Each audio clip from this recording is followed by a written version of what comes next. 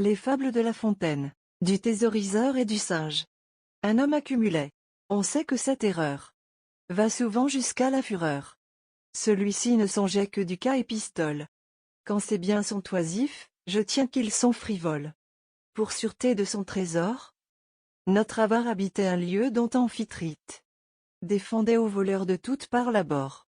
Là, d'une volupté selon moi fort petite, et selon lui fort grande, il entassait toujours.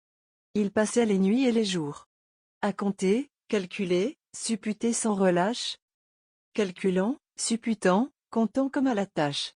Car il trouvait toujours du mécompte à son fait.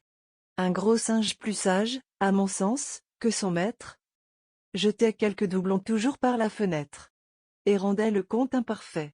La chambre, bien cadenassée, permettait de laisser l'argent sur le comptoir. Un beau jour Dom Bertrand se mit dans la pensée d'en faire un sacrifice au liquide manoir. Quant à moi, lorsque je compare les plaisirs de ce singe à ceux de cet avare, je ne sais bonnement auquel donner le prix. Dom Bertrand gagnerait près de certains esprits. Les raisons en seraient trop longues à déduire. Un jour donc l'animal, qui ne songeait qu'à nuire, détachait du monceau, tantôt quelques doublons, un Jacobus, un ducaton, et puis quelques nobles à la rose. Éprouvait son adresse et sa force à jeter ces morceaux de métal, qui se font souhaiter par les humains sur toute chose. S'ils n'avaient entendu son compteur à la fin mettre la clé dans la serrure, les ducats auraient tous pris le même chemin et couru la même aventure.